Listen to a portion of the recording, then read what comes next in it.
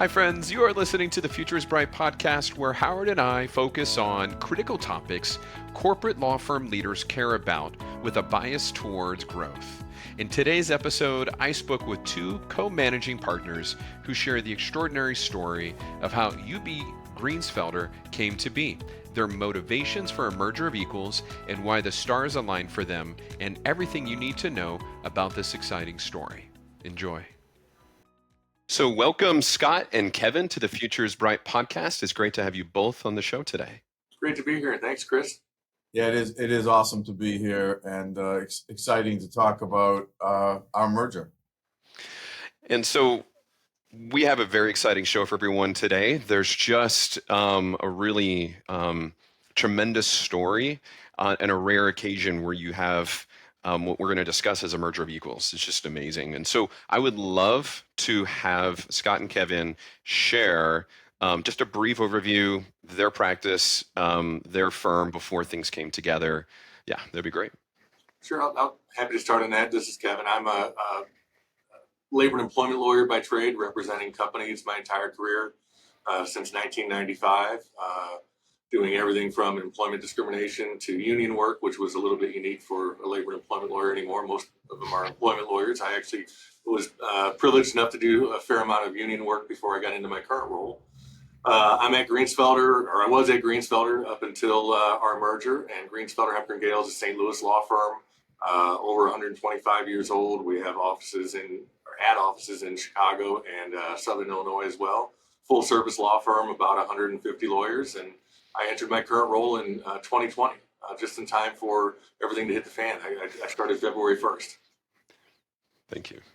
So, this is Scott Kadish. I was with Ulmer for 20 years before the merger, involved in management of the firm literally from the day I joined. I became managing partner of Ulmer & Byrne about 6 years ago. When the prior managing partner, who had been in place for 20 years, retired. I also still do some legal work. I've done various things over my career, but currently I do retail leasing for national landlords and tenants really across the country. That's what I do for my day job. And during the second shift, I try to help Kevin as co-managing partner of UB Greensfelder. Thank you, gentlemen. So let's talk pre-merger. What was driving and what was going through both of your guys' heads? Pre-2018, 17, when you guys started talking, what was taking place? Go ahead, Scott. So I think both of us were in the same place. We were each really good law firms, high quality law firms that, were as good as any firm in the country. And we were both noted in a publication as punching above our weight, which was an interesting comparison that actually brought us together. But we were each about 150 lawyers. And while I think we each were as good as anybody and anywhere and had some category killers, in terms of our practice, it was becoming increasingly difficult to compete for the complex big company work that we really wanted to do because, our clients were merging and getting bigger and so there were less of them. And at the same time, if they had a bet the company case, and they may even agree that we were the best to handle it, it was risky for them to hire us because if we screwed up, in-house counsel was fired.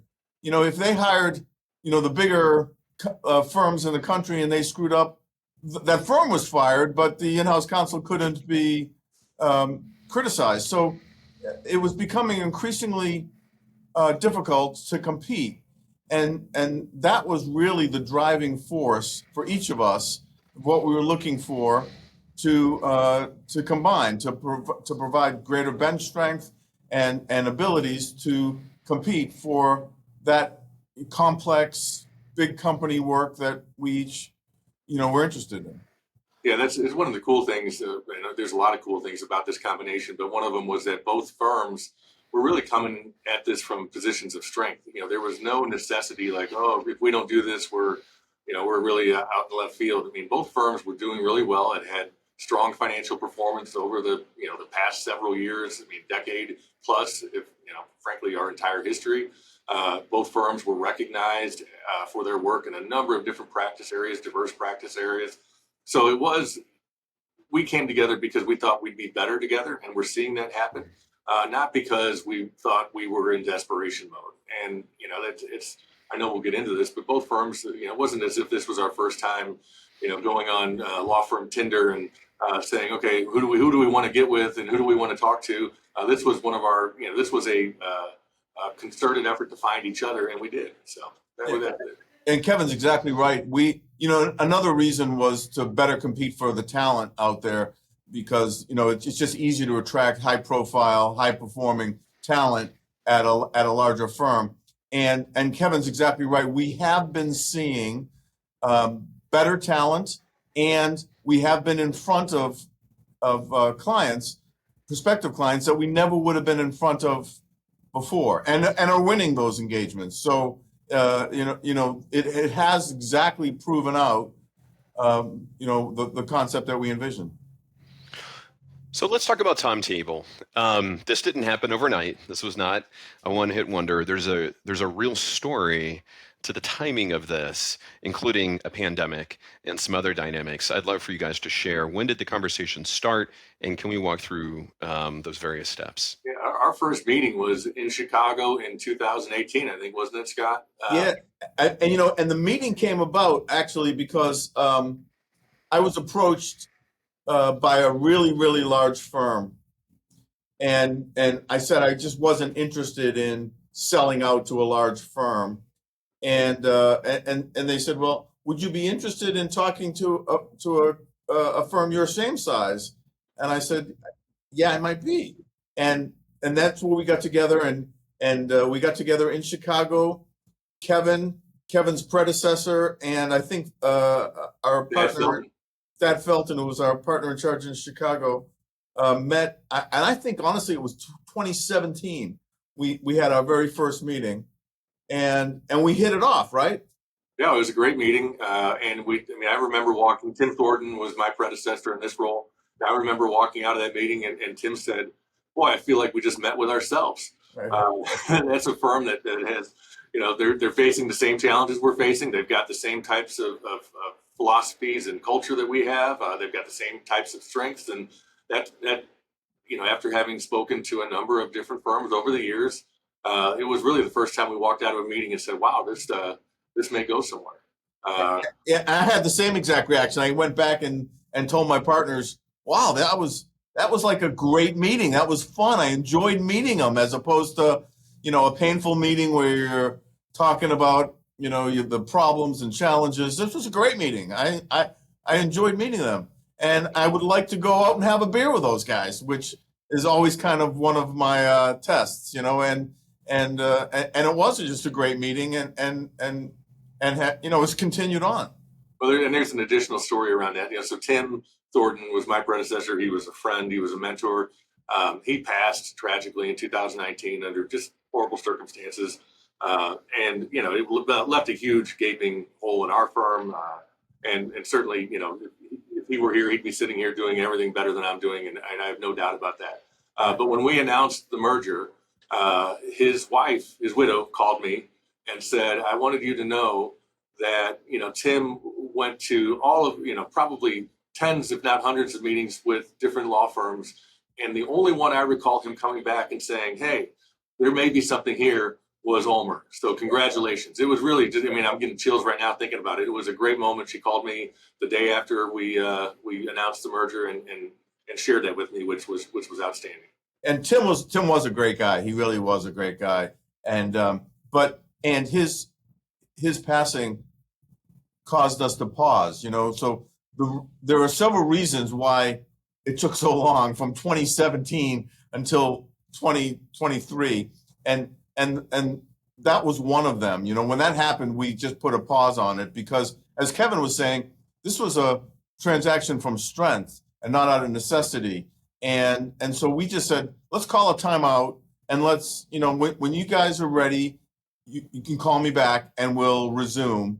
But I don't want anyone to think that we're doing this because, oh my God, we lost, the managing partner and now you're in trouble. And you guys really just need to, make sure everybody's on board and call me back. And so we put it on pause for a while, and then Kevin called me back and we resumed, and we had several meetings, and everybody again came out of those meetings with the same feeling that Kevin and I came out of the initial meeting with, and it was all a go.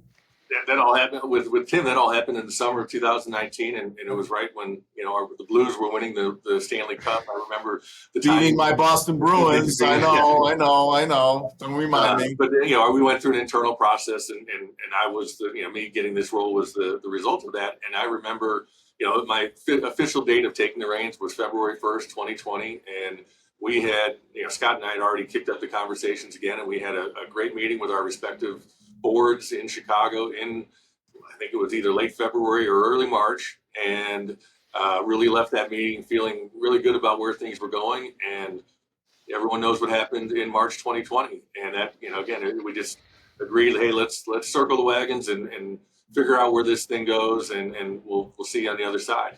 Right. We put a pause because of COVID. We just didn't understand how you could really integrate a firm when everybody's working from home. Yeah. So we put a pause on that too. And interestingly enough, at that meeting in Chicago that Kevin refers to, we had a consultant, and we asked the consultant, have you ever worked on a merger of equals? And he said, well, no, I've been involved in a lot of talks, but they're too hard, so no one does them, is what he said, right? And we actually ended up firing that consultant because he was just such a Debbie Downer. We needed somebody who was going to help and not, pour water on it. And so then, after COVID, we continued having our conversations. And I will tell you that I, at that point, called another timeout because in a merger of equals, it is hard. There is a lot of work. You need to talk about every single policy, every single process, because the only deal killer for either of us was that neither of us wanted to feel like we were being acquired. We wanted it to be a true merger of equals. And so that required a discussion about how do you do this and how do you do that, every single policy. And it was a discussion. We use that word intentionally because it wasn't a negotiation. There was never a negotiation. It was really a discussion because we also agreed, and I think this was kind of a key, that we were just going to try to figure out the best way to do it, the best practice. Yeah, that was the commitment. Was let's not do it, the Ulmer way. Let's not do it the Greensfelder way. If there's a way that's the best, that's the way we're going to do it. And again, to Scott's point, it added a lot of effort to the discussions. It added a lot of time to the discussions just to try to get that right. But we were committed to it and really never swayed from it, which was again, I use the word cool, but that was one of the other cool things that happened is that we made that commitment right early on. Neither one of us is being acquired, and we're going to do a best practice approach to everything. And that really bore true. So I called a timeout back then because I'll take the heat for this. I became overwhelmed with how much was involved. And I called up Kevin and I said, Kevin, I'm just, it's just too much. And I remember Kevin said, I've never begged anybody to come to the dance with me, and I'm not starting now, which was a great answer because it really does go back to what Kevin was saying about each party working, from a position of strength. And if he would have said something different, actually, I think that would have concerned me. It just confirmed to me that, this is a good, strong firm and they are in a position of strength. And so we continued to talk to other firms. Kevin did also. And finally, I came back and realized, you know what? It is a lot of work, but it is far and away the absolute best opportunity for both of us. So I came back with my tail between my legs and said, Kevin, can we resume conversations? And everybody said, well, what's changed? And I said, it's just, I've come to the realization that this is far and away the best opportunity. And so then we went straight ahead and actually. And I think that process really served us well, because both, again, we got the opportunity to kiss a few frogs, and not denigrating the other firms. They just weren't good fits, right? They're great firms. But we got the opportunity to see what the other opportunities were. And, we kept on coming back to this one, which was, to me, just a sign that, hey, there's something here. There's something that we ought to continue to pursue and really run to ground, which we had never done. And that's what we committed to do in 2023. So with the idea of this firm coming together, what did it create that was new or build upon your strengths?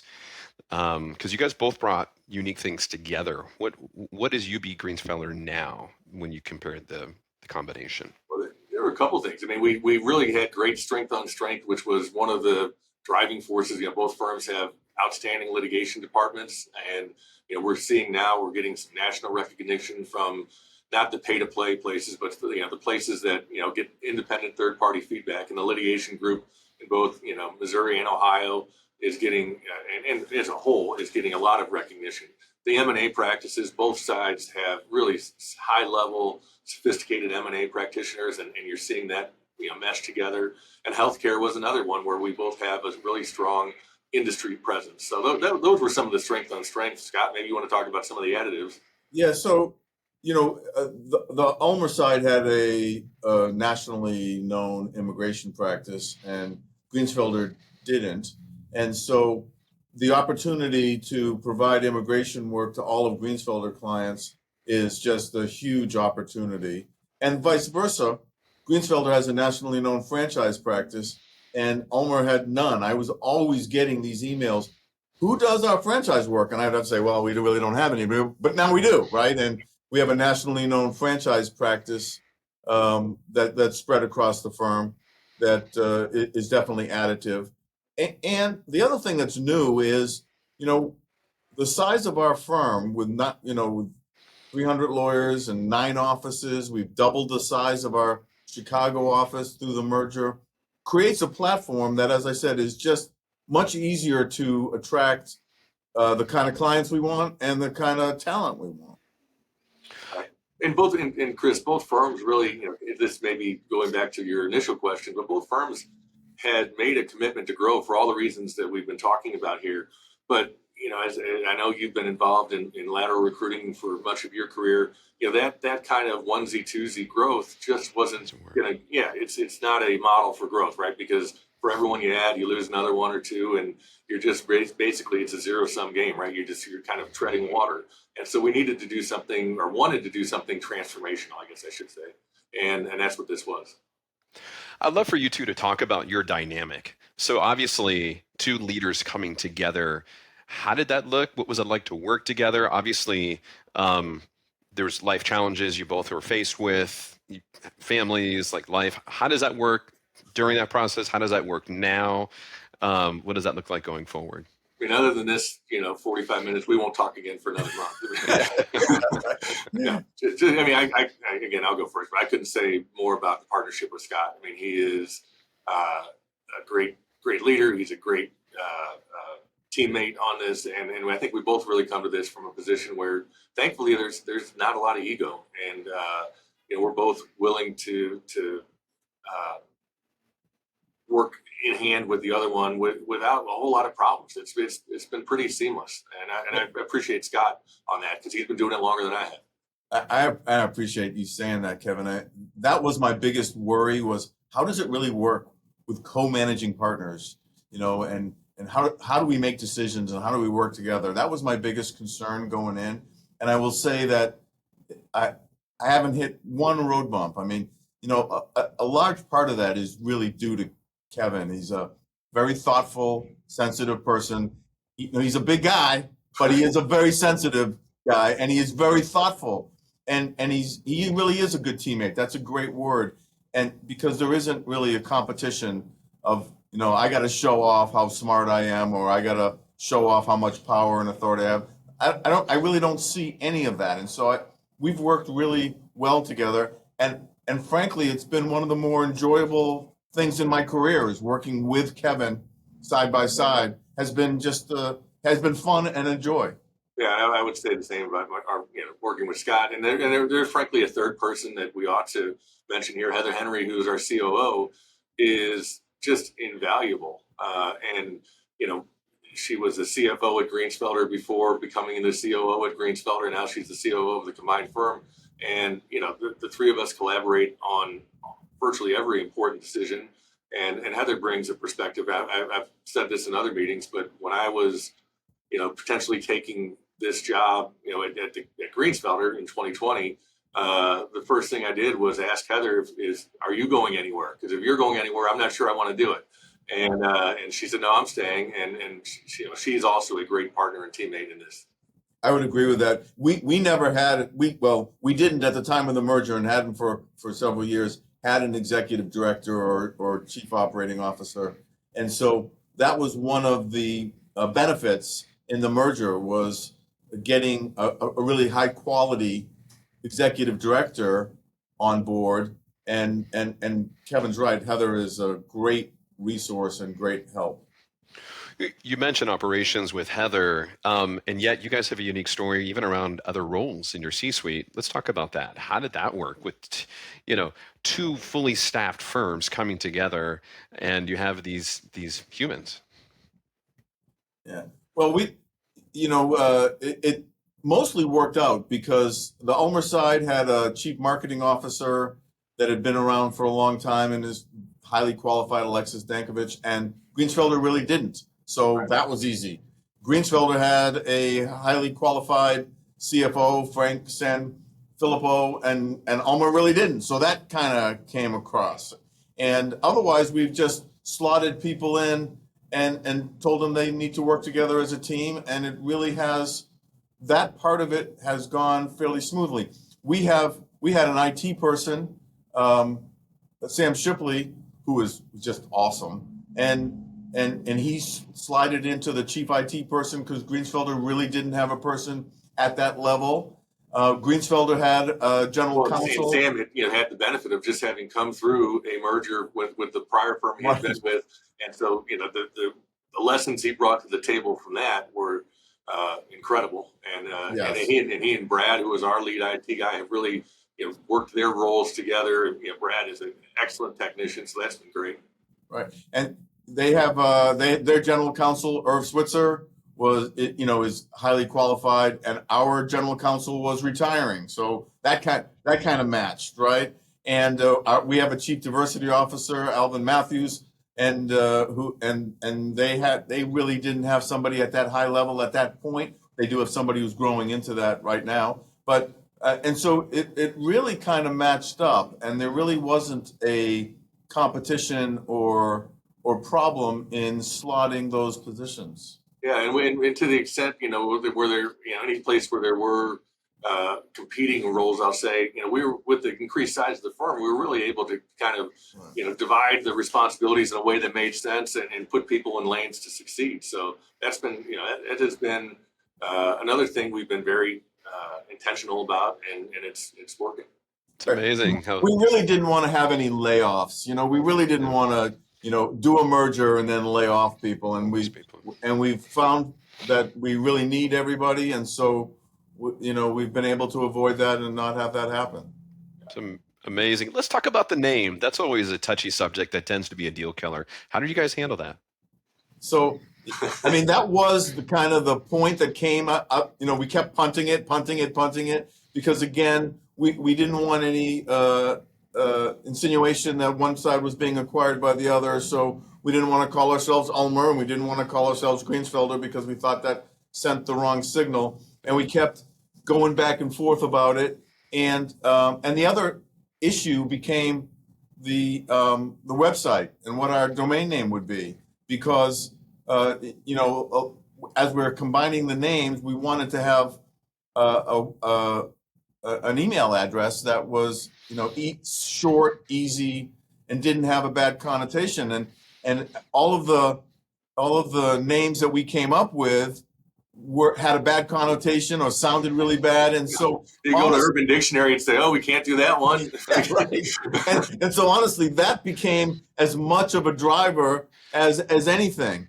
And at the last moment, I kind of came up with this UB Greensfelder, UB for Ulmer Byrne, and so we took the first two letters UB, and then we kept Greensfelder, and that allowed us to have ubglaw.com, which seems to work and is easy and doesn't have any other meaning that we know of, and it's I mean, honestly, we think from a marketing perspective, it kind of sounds modern and sounds good, and we were able to keep our tagline is our business begins with you, and we're able to keep that with UB Greensfelder, and so it just kind of worked as a way out. Yeah, I mean, Ulmer Greensfelder, was shortened to UGG. Greensfelder Ulmer shortened to GOO. Those things can't happen, and there were worse ones. Yeah. So funny. I have another interesting one. So, dressing deal killers. How did you guys keep this quiet? How did you guys go about the process so it wasn't leaked to the press, so there wasn't any kind of things that could go sideways because of things spilling out? Yeah, it was. I mean, we had deal teams in place, and we kind of briefed the deal teams that, hey, we don't, if word gets out, it can be very destabilizing to both firms. Now, I think one of our partners was very excited and told one of our mutual clients very early on who was excited about it too. But thankfully he kept it relatively under wraps. But I think overall, I don't know. It just we drilled that importance into people, and I think it managed to stay that way. And we actually treated it a little differently on our side. We were not as close to the vest as Kevin and his team were. We had historically, that's the way we did it. With the other firms, we kept it in a really small group and didn't let the word out. But I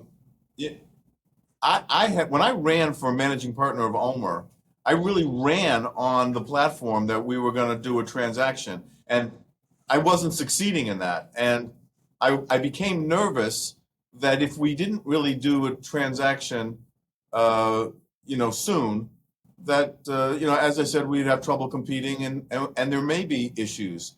And so just to let people know that we were talking, I started letting people in on discussions. We were having this discussion, we're having that discussion. And I did that for two reasons. One is just to let people know that we really are turning over stones to figure out, what's the best transaction for us. And because I felt like having them in on the discussion on it from an earlier point, there'd be more buy-in, and as opposed to springing it on them, when I'm far down the road. And so, if somebody had a problem with the transaction, it would allow me to know about it earlier, and as I said, there would be just more buy-in, and so. I really didn't keep it so much under wraps on the Ulmer side. Somebody said this is the worst kept secret in Ulmer history, and it probably was. I mean, I did share it with a number of the partners just to make sure that people were on board with it, and I think it kind of worked on both sides because each side voted unanimously in favor of it, which also almost never happens. And so, right. It's just a question of how to get the best buy-in and how to work the process the best. And I think we on each side did it appropriately. Let's talk about surprises. Unfortunately, we try to mitigate those as much as possible through this process. Did you guys have any surprises? The two big ones I'll bring up are departures and conflicts. Anything happen?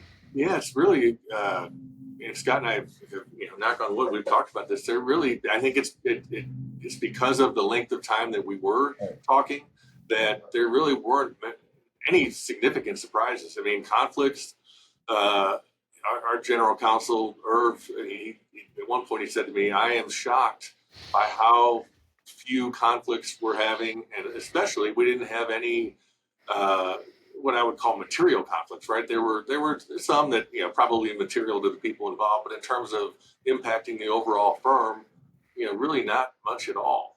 And departures, I mean, no, not really, a couple, but not for reasons related to the merger, just kind of the standard what you have in any year.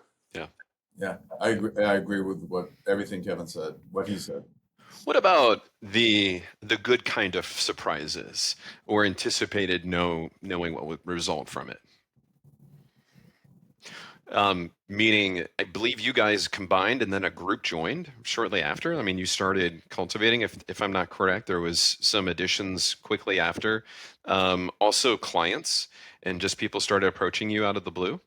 Well, we have had some, new client wins, as I said, that we never would have spoken to before. And we've just hired some high profile candidates and are talking to others again that we wouldn't have spoken to before individually. But I don't, as Kevin said, we've talked for so long and we know each other and we knew what we were getting ourselves into, that there really hasn't been any surprises.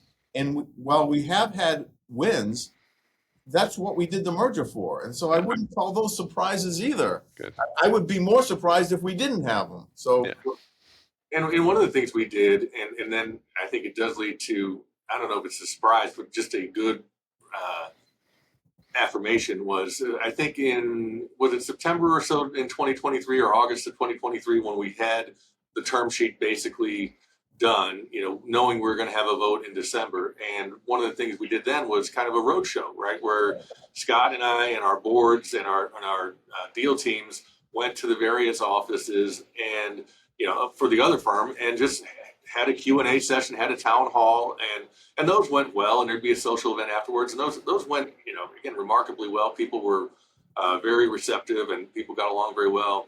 And then we had, as Scott said, the unanimous vote in December.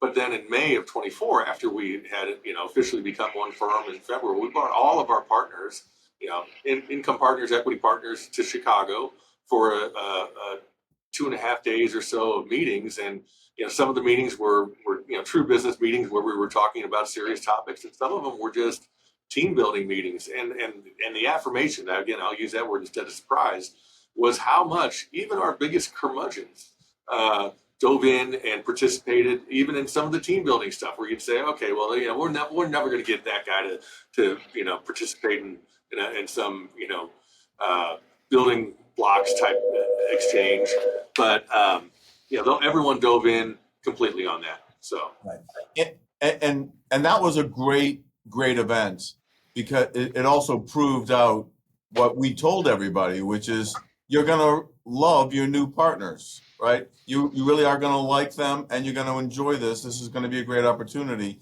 And that is so important because the merger will really be successful if people develop new relationships and new contacts.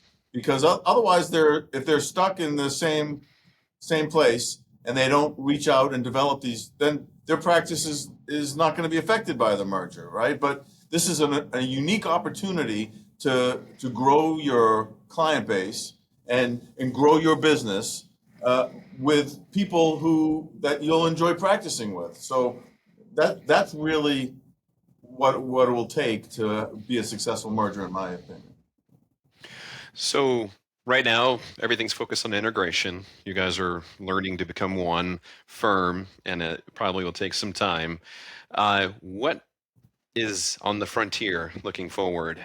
If you were to say, what does 2025 look like going forward? Are you guys done? Or are we looking at additional growth? I think I would say for sure we're looking at additional growth. We wouldn't, unless I want to get strangled by our IT group and our operations group and several of our lawyers, we're not going to try to do something of the scope of what we just did. I think now we have an opportunity to be a little more, picky and choosy and find practice groups in certain areas, or look at markets that make sense for our firm and the industries we're in, and really do something. Again, continue to grow, but not on the large scale that we just did. Right. We have certain offices that we'd love to really add to still, in a larger way as opposed to the onesies and twosies you guys were talking about. And we would like to add another city that just to increase our geographic footprint. We're probably not looking at going to California. We'd probably like to stay closer to the Midwest, just because it's easier to get to and interact with people who are closer geographically. But we would definitely like to add another city or two where, if we're 300 lawyers now, if we got to 400 in the next 3 to 5 years, that would be great. But there's no rush. As Kevin said, there's no rush. And we do want to be intentional and about it and diligent about it. But I think it's possible that we could do something like that in 2025. But as I say, we're not in a rush to make that happen. We'd be interested in opportunities, but we do want to take it slow and be intentional. Right, and it's less about the number and it's more about the strategic fit, right? Right. Do they supplement something that we need? Are they strength on strength with something that we already really like about ourselves? Do they fill a gap? All of that type of, do they give us access to a client that we want to do more work with, or a new client, something like that. So it's really about, what's the fit, which is a great luxury to have. Right. So I want to give airtime on someone who was a critical part of this process we haven't mentioned yet. And I'd love for you guys to share about Kristen's part that she played with Fairfax. When did she come in and how did she help you guys? I think both firms had relationships with Fairfax over the years, and we had been working with Kristen on a couple of projects, some internal work, about our compensation system, and we're of course very impressed with her. Anyone who's met her, I think, can't help but be impressed with her. And as Scott has alluded to, we knew that doing a merger of equals was going to require a lot of work, and so having someone help us kind of push through the issues and identify the issues, right, and things that we needed to talk about was invaluable. And Kristen was fantastic about that. Yeah. As I had indicated, we were working with another consultant that we fired because he was just not a help. And Kristen was a huge help. I don't think we could have done this without Kristen. She was invaluable, both in sharing information and in keeping us on track.